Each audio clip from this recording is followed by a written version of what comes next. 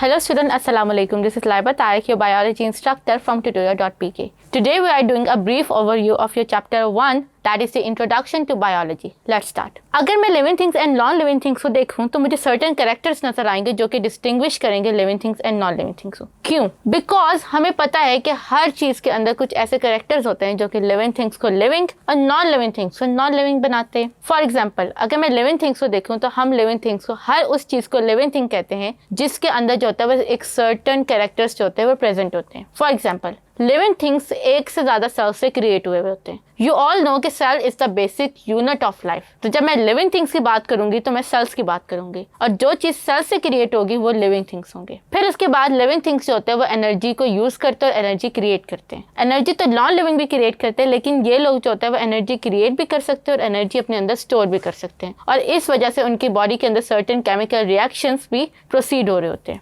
फिर तीसरी अहम बात they are able to reproduce, यानी कि अगर मैं कैट की बात करूँ तो कैट जो है वो किटन प्रोड्यूस करेगा, ह्यूमन जो है वो बेबीज प्रोड्यूस करेंगे और ये जो है ये उनकी कंटिन्यूटी ऑफ जनरेशन को जो है ये इंश्योर करेंगे. फिर इन सारी चीज़ों को मैं कंबाइन करूँ तो लिविंग थिंग्स की स्टडी को हम लोग बायोलॉजी कहते हैं. और बायोलॉजी जो है ये मेजर फील्ड ऑफ साइंस है जिसके अंदर लिविंग थिंग्स और लिविंग थिंग्स जिन चीज़ों के साथ इंटरैक्ट करते हैं उन सब को जो है वो हम लोग डिटेल में स्टडी करते हैं. इसके बेसिस पे हर चीज़ को एक साथ हम लोग एक फील्ड का नाम देते हैं. यानी बायोलॉजी के अंदर लिविंग थिंग्स की बात करें तो लिविंग थिंग्स तो थाउजेंड्स हैं, इंसेक्ट्स, फंजाई, प्लांट्स, एनिमल्स. तो हर चीज़ को जो है वो एक आप स्टडी करने के लिए जो है वो एक सर्टेन फील्ड जो है वो डेवलप की जाती है. तो हमारी बायो के अंदर जो है वो मोर देन 60 फील्ड्स हैं. तो हर चीज़ को स्टडी में या डिटेल में स्टडी करने के लिए हम लोग सर्टेन फील्ड कहते हैं. फॉर एग्जांपल मॉलिक्यूलर बायोलॉजी की बात करूँ तो मॉलिक्यूलर बायोलॉजी के अंदर हम लिविंग थिंग्स के अंदर जितने भी मॉलिक्यूल्स होते हैं जैसे प्रोटीन्स, डीएनए, आरएनए, उन सब की स्टडी और उन सब को जो है वो डिटेल में स्टडी कर होते हैं. इसी तरह अगर मैं एनवायरनमेंट की बात करूँ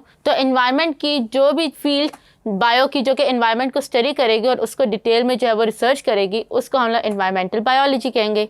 इसी तरह हम लोग अगर मैं पैरासाइट्स की बात करूँ या ऐसी चीज़ों की जो कि किसी भी लिविंग थिंग के ऊपर ग्रो करते हैं उनसे जो है वो न्यूट्रिएंट्स एब्जॉर्ब करते हैं और उनमें बीमारियाँ कॉज करती हैं तो उसको हम लोग पैरासाइटोलॉजी में जो है वो डिस्कस करते हैं. उसके बाद हम बात करते हैं लेवल ऑफ ऑर्गेनाइजेशन की. यानी कि हर चीज़ अगर आप दुनिया को देखो तो आपको दुनिया में हर चीज़ के अंदर एक ऑर्गेनाइजेशन नज़र आती है. इसी तरह जब मैं लिविंग थिंग्स की बात करती हूँ तो लिविंग थिंग्स के अंदर भी एक सर्टेन लेवल ऑफ ऑर्गेनाइजेशन है और उसको हम लोग जब बेसिक से कॉम्प्लेक्स की तरफ लेके जाते हैं. तो इस सब को हम लोग जो स्टडी करते हैं इस हिरार्की में जो कि बायोलॉजी के स्ट्रक्चर की ऑर्गेनाइजेशन है और उसके अंदर जो सबसे पहली चीज़ आती है वो आती है एटम्स. अगर मैं living things and non living things में से पूछूं कि इनके अंदर एक चीज़ क्या कॉमन है तो वो होगी एटम्स. कि living things and non living thing both are created by the atoms.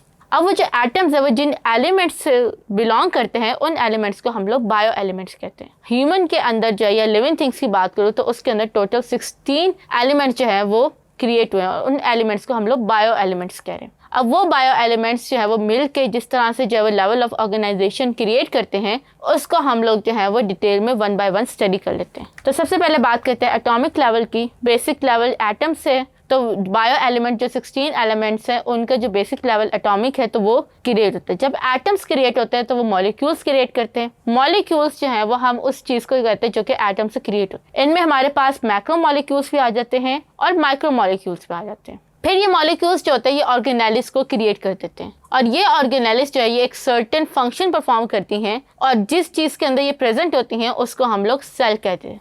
And then जब ये एक जैसे सेल्स आपस में कंबाइन होते हैं तो कंबाइन होके they create the tissues. Tissues जो होते हैं ये वो ग्रुप ऑफ सेल्स होते हैं जो कि एक ही फंक्शन जो है वो परफॉर्म कर रहे होते हैं. अब फिर उसके बाद जब टिश्यूज जब कंबाइन होते हैं तो वो एक ऑर्गन क्रिएट करते हैं. हमारी बॉडी के अंदर टोटल 33 ऑर्गन्स है और ये ऑर्गन्स जब फर्दर क्रिएट होते हैं तो ये आपकी बॉडी में सिस्टम्स क्रिएट करते हैं एंड हमारी बॉडी के अंदर 13 सिस्टम्स जो है वो एग्जिस्ट कर रहे हैं. फिर उसके बाद ये सिस्टम जो है ये एक इंडिविजुअल क्रिएट करते हैं. इंडिविजुअल हम उस स्पीशी को कहते हैं जो कि एनवायरनमेंट को रिस्पॉन्ड करता है. फॉर एग्जांपल मैं एक सर्टेन इंडिविजुअल हूँ, आप एक डिफरेंट इंडिविजुअल है, लेकिन हम दोनों क्योंकि एक ही स्पीशी से बिलोंग करते हैं तो हम लोग इसको पॉपुलेशन कहेंगे. पॉपुलेशन ग्रुप ऑफ इंडिविजुअल्स है जो कि एक ही टाइम पीरियड या एक ही जगह पे एग्जिस्ट कर रहा हो, जैसे population of horses, population of cows, even population of human. अब अगर आप किसी भी इन्वायरमेंट में देखें तो वहाँ पे एक से ज़्यादा डिफरेंट टाइप्स ऑफ पॉपुलेशन जो होती है वो सर्वाइव कर रही होती हैं। जैसे अगर आपको जंगल में देखें तो जंगल के अंदर आपको लाइन, टाइगर,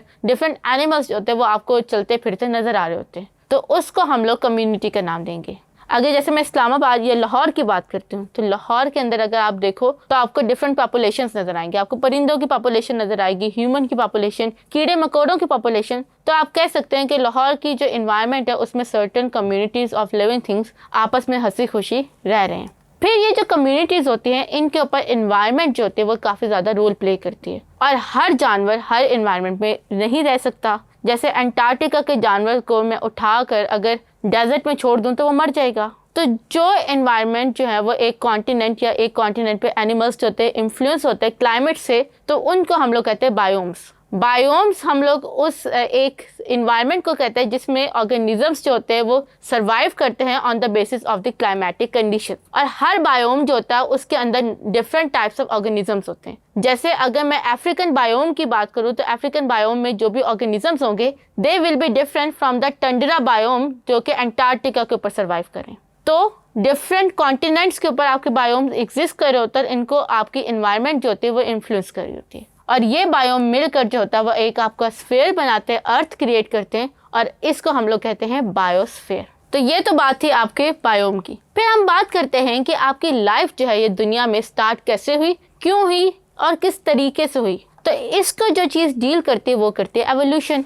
हम जब भी एवोल्यूशन की बात करते हैं तो हम फॉसिल्स की बात करते हैं। हमने जब फॉसिल्स को देखा तो वी केम टू नो कि दुनिया में कुछ ऐसे जानवर भी थे जो अब आके ख़त्म हो गए। वो क्यों थे, वो किस तरह थे, किस तरह से ख़त्म हुए, उसका एक ही आंसर है, और वो आंसर ये है कि आपकी दुनिया जो है वो कॉन्टिन्यूसली चेंज हो रही है। तो दुनिया के अंदर दुनिया क्रिएट होने से लेकर अब तक जितने भी अर्थ के ऊपर चेंजिंग आई है उसको हम लोग डिफरेंट जियोलॉजिकल एरास के अंदर डिवाइड करते हैं। फिर उसके बाद जो है हम लोग अर्थ को जो है वो डिफरेंट जियोलॉजिकल टाइम पीरियड्स में करते हैं। इन जियोलॉजिकल टाइम पीरियड्स में जो एनिमल्स थे वो भी डिफरेंट थे, तो उन एनिमल्स को हम लोग फाइलेटिक लाइनेज में स्टडी करते हैं। Phyletic lineage as the name shows कि आपको नज़र भी आ रहा होगा कि ऑर्गेनिजम्स जो थे वो कहीं किसी टाइम पीरियड में ज़्यादा हुए, फिर कम हुए, और अब जो है वो उनका डिफरेंट जो है एवोल्यूशन की वजह से डिफरेंट चेंजेस आए, और उनमें जो मेजर रोल प्ले किया है वो आपकी अर्थ की जियोलॉजिकल चेंजेस ने किया। फिर उसके बाद हम लोग बात करते हैं बायोडाइवर्सिटी की। अगर हम दुनिया को देखें तो दुनिया के अंदर thousands of different types of species जो है वो सर्वाइव कर रही हैं। उनमें जो इंसेक्ट्स हैं वो आपके जो है वो 53.5% हैं, आपके एनिमल्स हैं और उनकी जो परसेंटेज है वो एक दूसरे से वेरी करी है। तो जो डिफरेंट वैरायटी ऑफ ऑर्गेनिज्म जो कि अर्थ पे सर्वाइव कर रहे हैं उसको हम लोग बायोडाइवर्सिटी के अंदर स्टडी करते हैं। अब बायोडाइवर्सिटी जो होती है उसके अंदर भी एनवायरनमेंट जो होती है वो बहुत ज़्यादा रोल प्ले करती है।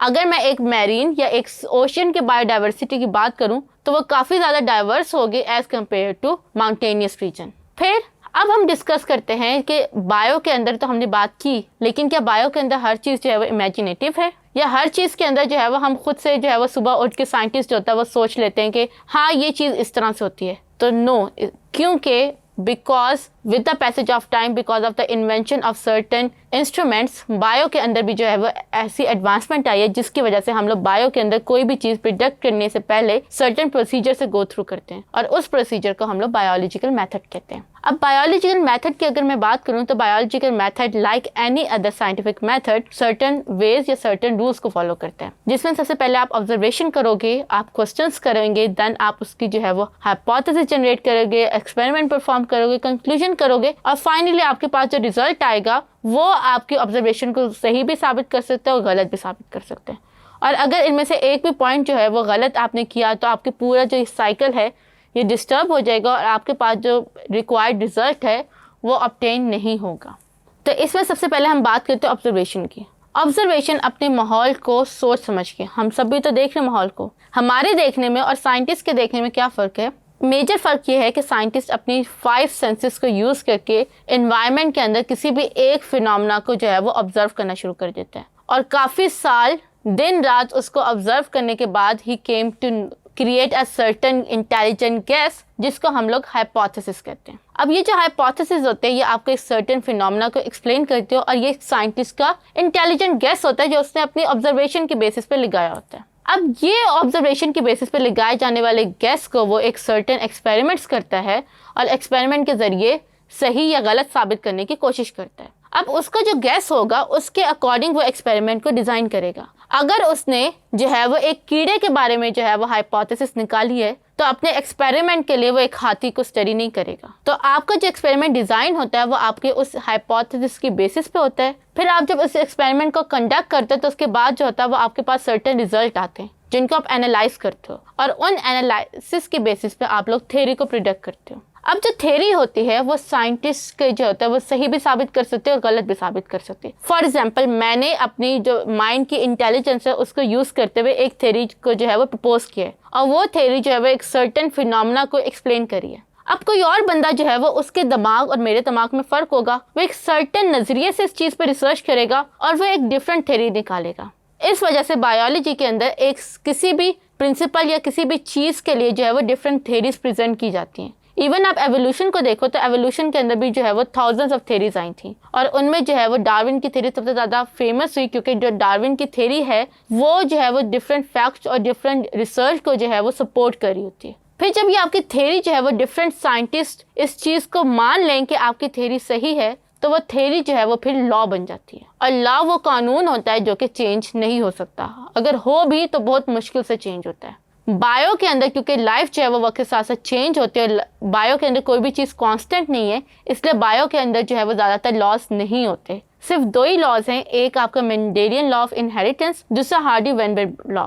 बायो के अंदर हमेशा याद रखें कि लॉस से ज़्यादा जो होंगी वो थ्योरीज होंगी। फिर अब हम बात करते हैं बायो के जो है वो साइंटिफिक, बायो ने जो है वो दुनिया में क्या काम किया। जहाँ पे भी ज़िंदगी की बात आती है और ज़िंदगी को कंजर्व करने की बात आती है वहाँ पे बायो की बात आती है। बायो ने सर्टेन टेक्निक्स और सर्टेन डेवलपमेंट की जिसके अंदर जो था वो हम लोगों ने जो है वो सर्टेन ब्रीड या सर्टेन जो था वो वैरायटीज़ को इंक्रीज़ किया और ह्यूमंस की लाइफ स्टाइल को जो था वो इम्प्रूव किया। उनमें जो सबसे पहली चीज़ थी वो थी आपकी जेनेटिक इंजीनियरिंग। जेनेटिक इंजीनियरिंग जिसको हम लोग जो है वो जेनेटिक मॉडिफिकेशन भी कहते हैं, उसकी वजह से हम लोगों ने एवोल्यूशन के प्रोसेस को एनवायरनमेंट की बजाय खुद से कंट्रोल करना शुरू किया और हमने अपनी पसंद के कुछ ऐसे एनिमल्स और प्लांट्स क्रिएट किए जो कि ह्यूमंस के ख्वाहिशात के ऐन मुताबिक हैं। फिर उसमें सबसे कॉमन एग्जांपल जो है वो हम लोग ट्रांसजेनिक प्लांट्स की लेते हैं। हमारे पास कुछ ऐसे प्लांट्स हैं जो कि जो है वो एक थोड़े से टाइम में ज़्यादा यील्ड प्रोड्यूस करते हैं और वो जो होता है वो ज़्यादा सक्सेसफुल होते हैं as compare to the normal plants. और फिर उन प्लांट्स के लिए जो हम सर्टेन टेक्निक्स यूज़ करते हैं उनको हम लोग क्लोनिंग टेक्निक्स कहते हैं। अब मेरे पास क्लोनिंग मीन्स कि किसी भी चीज़ के आइडेंटिकल कॉपीज क्रिएट करना। मुझे एक चीज़ पसंद आई है और मैं चाहती हूँ कि मेरे पास उस चीज़ की जो है वो काफ़ी ज़्यादा कॉपीज़ हों। तो जैसे आप एक किसी भी पेपर को जो है वो उसके आइडेंटिकल कॉपीज़ के लिए फोटो स्टेट करवाते हैं, इसी तरह एनिमल्स और प्लांट्स को रेप्लिकेट करने के लिए हम लोग क्लोनिंग टेक्निक यूज़ करते हैं। क्लोनिंग के साथ साथ हम लोग टिश्यू कल्चरिंग टेक्निक भी यूज़ करते हैं जिसके अंदर जो होता है वो हम लोग बायोलॉजिकल रिसर्च या बायोलॉजिकल मेथड्स को जो होता है वो यूज़ कर रहे होते हैं। देन हमने एक और काम किया, हम लोगों ने जो था वो दूध या दूध से बनी हुई चीज़ों की शेल्फ लाइफ इंक्रीज़ करने के लिए हमने एक और फिनोमेना इंट्रोड्यूस करवाए जिसको हम लोग पेस्चराइजेशन कहते हैं। और पेस्चराइजेशन में ये होता है कि हम लोग जो होता है वो किसी भी दूध को जो होता है वो एकदम से बहुत हाईएस्ट टेम्परेचर पर लेके जाते हैं और अचानक से ठंडा करते हैं। तो जो टेम्परेचर का ड्रास्टिक चेंज होता है वो उस मिल्क के अंदर जितने भी हार्मफुल बैक्टीरियाज होते हैं उनको किल कर देता है और आपका मिल्क जो होता है उसकी शेल्फ लाइफ इंक्रीज हो जाती है।